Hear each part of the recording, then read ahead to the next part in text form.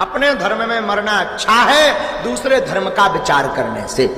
اور ہم تو یہ بھی بولیں تو برا مت مانیے گا، ہم لوگ بھاگشالی ہیں، اوروں کو تو ایک ہی دیوتا ہے، اگر وہ ناراض ہو جائیں تو دوسرے رسپانسبلٹی دے وارو لو نہیں بچاتا۔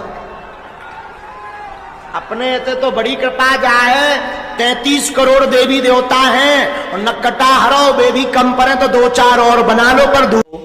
اب اگر میں ان سے سوال کروں کہ جیسے بہت سارے لوگ بھگوانوں کو بھی مان لیے، جبکہ بھگوان کی بیوی بھی ہے، بھگوان کے بچے بھی ہے، اور بھگوان کا باپ بھی ہے، تو پھر اب سوال آئے گا کہ بھگوان کا دادا کون، بھگوان کا پردادا کون؟ پھر وہ نسب چلے گا، کہیں تو جا کے رکنا ہے، کہیں تو جا کے رکے گا۔ بچے ہیں تو اب تک ان کی نسل کیوں نہیں؟ بھگوان کے بھی بیٹے بیٹیاں تھیں نا، بہت سارے بھگوانوں کا تذکرہ ہندوستان میں ہے، ان کے بیٹے بیٹیاں بتائی گئی ہیں، کتنے بیٹے تھے، رام کے بھی، کرشن کے بھی، سب کے بھی بتائے گئے ہیں بیٹے بیٹے۔ تو اب اولاد کہاں ہیں؟ باپ دادا کہاں تھے؟ میرے عزیزوں، میری اس بات کو یقیناً کوٹ کیا جائے گا، مجھے معلوم ہے چند دنوں پہلے یہ کہہ رہا تھا اورنگزیب کی اولاد برتن مانج رہی ہے، ٹیپو سلطان کی اولاد پنچر لگا رہی ہے، تجھے تو یہ ٹیپو سلطان اورنگزیب کی اولاد نظر آئی، ان کی کہاں ہے جن کا میں ذکر کر رہا ہوں؟ ان کی کہاں ہے؟ اور بہرحال اورنگزیب اور ٹیپو سلطان ان تمام کو چھوڑو، ان کی اولاد کو تو نے برتن مانجتے یا پنچر لگاتے تو دیکھا اللہ نے تو تجھے بانج بنا کر رکھا ہے، تیرے سے کوئی چیز نہیں آ سکتی سوائے گوبر اور غلاظت کے، کوئی چیز نہیں آ سکتی۔ میرے عزیزوں، میں یہاں عرض یہ کر رہا ہوں دور اور تسلسل، کہ اگر اس طرح کسی کا باپ ہے تو پھر دادا بھی ہوگا، دادا ہے تو پردادا بھی ہوگا، یہ چلتا رہے گا سلسلہ۔ یہ اسلام یہ ہے جس نے کہا قل هو اللہ احد اللہ الصمد لم یلد ولم یولد، کہو وہ اللہ ایک ہے، اللہ بے نیاز ہے، لم یلد نہ وہ کسی سے پیدا ہوا ہے، ولم یولد نہ اس سے کوئی پیدا ہوگا، اس سے کوئی لم یلد اس سے کوئی پیدا نہیں ہوا، اور نہ وہ کسی سے پیدا ہوا۔ یہاں ختم ہو گئی بات۔ اب نہ میرے خدا کا کوئی باپ ہے، نہ بیٹا ہے، نہ بھائی ہے، نہ بہن ہے، کہیں یہ تصور آئے گا ہی نہیں۔ تم ہم سے یہ سوال نہیں کر سکتے کہ اللہ کے آباء و اجداد کہاں ہے، اولاد کہاں ہے۔ ہم نے خدا کو مانا ہی ایسے ہے کہ وہ جسم و جسمانیت سے بھی پاک ہے، رشتہ داری سے پاک ہے، کوئی نہ اس کا ہمتا ہے، ایک ہی سب کی سنتا ہے۔ یہ اللہ تبارک و تعالیٰ کے متعلق ہمارا یقین یہی ہے۔ عزیزان گرامی وقار، دور اور تسلسل کا جو قانون ہے میں نے یہی بتایا کہ بعض لوگ اس چیز کے ذریعے سے بھی چاہیں تو ہدایت حاصل کر سکتے ہیں کہ کہیں تو جا کے ہمیں فل سٹاپ ہونا پڑے گا، کوئی تو ہے جو اینڈ ہے، اس کو کوئی پیدا کرنے والا نہ ہو، جا کر کے تمہیں ختم ہونا پڑے گا ایک نہ ایک جگہ، کہ کوئی تو ہے جو لاسٹ ہے، اس کو کوئی نہ پیدا کیا ہو۔ اگر اس کو بھی کوئی پیدا کیا ہے تو پھر یہ بھی بات آئے گی اس کو بھی کوئی پیدا کیا ہوگا۔ تو ہمیں ایک ایسی ذات ماننی پڑے گی جس کو کوئی نہ پیدا کیا ہو، تبھی جا کر کے ہم یہ کہتے ہیں وہ جو ذات تم جا کر اینڈ ہوگے اسی کا نام اللہ رب العزت ہے، جس کو کسی نے پیدا نہیں کیا۔ یہ اسلام کا بہترین عقیدہ ہے۔ میرے عزیزو، توحید کسے کہتے ہیں؟ اب بات آتی ہے، وجود کی بات ہو گئی، اللہ ہے اتنا تو ماننا پڑے گا، اس کے لیے تو بہت ساری دلیلیں بچے بھی پکڑ کر کے بتا دیں گے۔ ایک خاتون، ہم نے بچپن میں پڑھا تھا، ایک بوڑھی عورت چرخہ سل رہی تھی، اس سے جا کر کسی نے پوچھا کہ اللہ ہے کہ نہیں ہے، تو اس نے کہا ہے۔ کیا دلیل ہے؟ کہا یہ میرا چرخہ جو سل رہا ہوں اسی یہی دلیل ہے اللہ کی۔ کہا کہ کیسے؟ کہا یہ چرخہ اس سے کپڑے سلتی ہوں، جب تک میں چلاتی نہیں یہ سلتا نہیں، مشین سلتی نہیں ہے کپڑے، اسی سے میں نے یہ یقین کر لیا کہ میرا چرخہ میرے چلائے بغیر نہیں چلتا، تو نظام کائنات پورا بغیر چلائے کیسے چلے گا؟ کوئی تو ہے۔ یہ ہو گئی بات وجود کی، کوئی تو ہے۔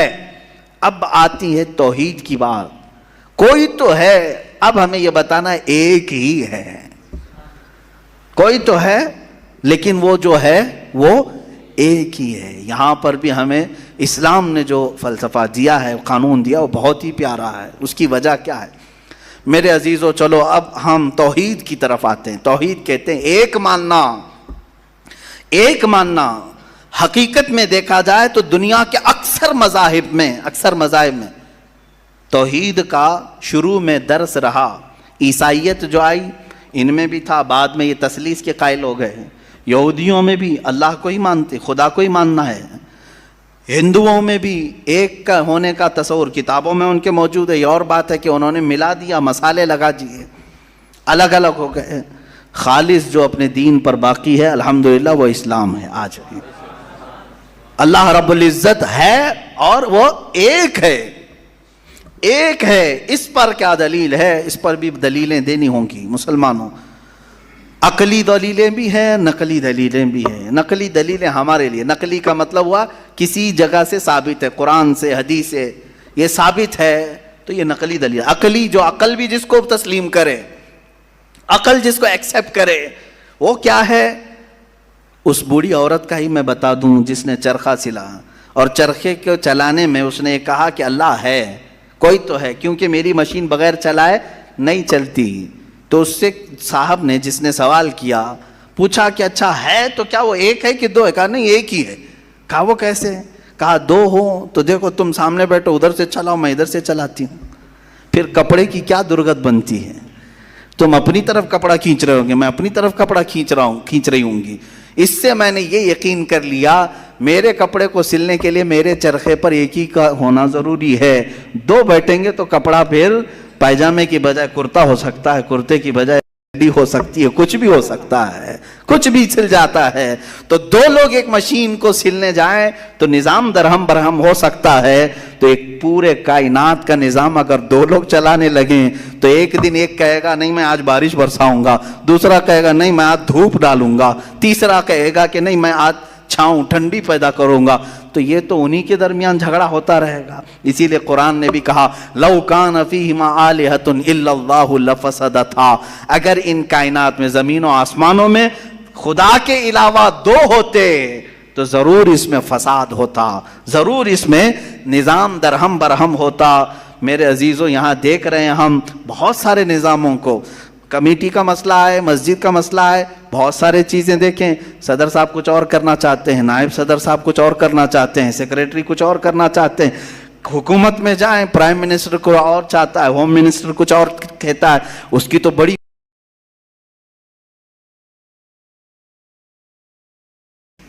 پتہ ہی نہیں ہے. لیکن نظام ایک ملک کا چلا رہے ہیں، ایک ملک کا چلا رہے ہیں. فساد اسی لیے ہو رہا ہے، فساد اسی لیے ہوتا ہے اور ان کو پتہ بھی نہیں رہتا. وہ بھاشن میں کچھ اور بول کے آئے، یہ پارلیمنٹ میں کچھ اور بول کے آیا. یہ سب ہماری مثالیں جو میں آپ کو پیش کر رہا ہوں دیکھ کر کے سمجھنے کے لیے. ایک سے زیادہ جب ہوتے ہیں تو عقلوں کا ملنا ضروری نہیں، ہر ایک کی عقل الگ الگ چل سکتی ہے. اب آئیے کوئی کہہ سکتا ہے نہیں بھائی اتحاد سے بھی تو کام ہو سکتا ہے، یونٹی سے بھی تو کام ہوتا ہے، کچھ جگہ ہوتا ہے نا. کوئی اگر کہے کہ خدا ایک نہیں دو ہیں اور دونوں مل کے کام کرتے ہیں، دونوں مل کے کام کرتے ہیں، تو اب میں آپ کو کہتا ہوں ایک نمبر والا خدا وہ کہتا ہے آج بارش برساؤں گا. 2 نمبر والا اگر اتحاد کرتا ہے اور کہتا ہے کہ نہیں ہاں تو جو کرے گا وہی میں کرتا ہوں، تو یہاں پر قانون یہ تفسیر میں فرمائے گا دوسرا والا تو عاجز ہو گیا، وہ مختار نہیں ہے پھر فیصلہ لینے میں. اور عاجز جو ہوتا ہے وہ خدا نہیں ہوتا. خدا وہی ہوتا ہے جو مالک و مختار ہے، جو خود فیصلے لے گا اور اس میں کسی کو شریک نہیں کرے گا. تو اگر دوسرا والا مان گیا اس کی تو وہ خدا عاجز ہو گیا، اس کی اپنی نہیں چلی. دوسرے دن دوسرا چلایا اور پہلے والا راضی ہو گیا تو پہلا عاجز ہو گیا. تو خدا عاجز نہیں ہو سکتا، یہ ہمارا عقیدہ ہے. خدا وہی ہے جو قادر مطلق ہے، قادر مطلق ہر چیز پر وہ خود فیصلے لیتا ہے، خود ہی اختیار رکھتا ہے. الحمدللہ اسلام کو اتنا پاک و صاف رکھا گیا ہے. خدا کا جو عقیدہ ہے ہمارے ہاں، عقیدہ توحید ہے، وہ انسان کے ذہن کو بھی پاک و صاف کرتا ہے، انسان کا ذہن بھی پاک و صاف رہتا ہے. اگر عقیدہ توحید تمہارا ہٹ گیا، میرے عزیزو توجہ چاہتا ہوں، توحید عقیدہ سمجھ گئے، اللہ کو ایک ماننے کا عقیدہ اگر ہٹ گیا تو پھر انسان اتنا ذلیل ہوتا ہے کہ پھر وہ ہر چیز کو خدا ماننے لگ جاتا ہے، چاہے وہ چوہا ہو کہ بلی ہو کہ سانپ ہو کہ مچھر ہو، کسی کے بھی سامنے جھکنے لگ جاتا ہے. توحید کا عقیدہ اگر ذہن سے ہٹ گیا، اللہ کو ایک اور بڑا ماننے کا عقیدہ ہٹ گیا تو ہم نے ان لوگوں کو بھی دیکھا ہے جو عورتوں کی شرمگاہوں کو بھی عبادت کرتے ہیں، بہت ساری غلاظتوں کو بھی پوجتے ہیں۔ میرے عزیزو، یہ کب آتی یہ چیز؟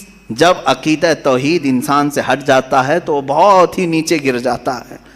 اللہ تعالیٰ نے ذہنوں کو پاک رکھنے کے لیے یہ ہمیں کتنا بہترین عقیدہ دیا ہے، اور وہ ایک ہے، اور الحمدللہ مسلمان اسے آج بھی ایک ہی مانتے ہیں۔ کئی چیزیں ہیں، میں یہ علم الہیات پر آج بات کرنا چاہتا تھا۔ پہلے وجود باری تعالیٰ، اور دوسرے اللہ کے ایک ہونے پر سب سے بڑی دلیل یہ ہے، ایک سے زیادہ ہوں گے تو نظام درہم برہم ہو سکتا ہے، اور اب تک نظام درہم برہم نہیں ہوا۔ اس کا مطلب ہے کہ ایک ہی چلا رہا ہے۔ سورج کو جس طرح سے اس نے سالوں سے چلایا ہے، چاند کو جس طرح چلایا ہے، موسموں کا آنا جانا، قرآن خود یہ کہتا ہے، میں نے آیت خطبے کے بعد یہی تلاوت کی، ان فی خلق السماوات والارض واختلاف اللیل والنہار، بے شک زمینوں کی پیدائش میں، آسمانوں کی پیدائش میں، اور رات و دن کے آنے جانے میں تمہارے لیے بہت بڑی نشانیاں ہیں، کہ ایک ہی ہے جو اس کو اپنی مرضی سے بنایا ہے۔ عزیزان گرامی وقار، ہندوؤں میں بھی ایک ہونے کا عقیدہ تھا کہ ایک خدا ہے۔ بہت ساری کتابیں ہیں جس کو میں نے پڑھا ہے، جس میں کہا گیا ہے سنسکرت میں کہ وہ ایک ہی ہے، لیکن ہوا یہ کہ بعد میں ان تعلیمات میں مکسنگ کیسے آئی؟ جیسے ہمارے ہاں فرشتوں کا تصور ہے، جبرائیل ہیں، میکائیل ہیں، اسرافیل ہیں، اسرائیل علیہم السلام، جو ملائکہ ہیں، وہ اللہ تبارک و تعالیٰ نے انہیں مختلف کاموں پر لگایا ہے۔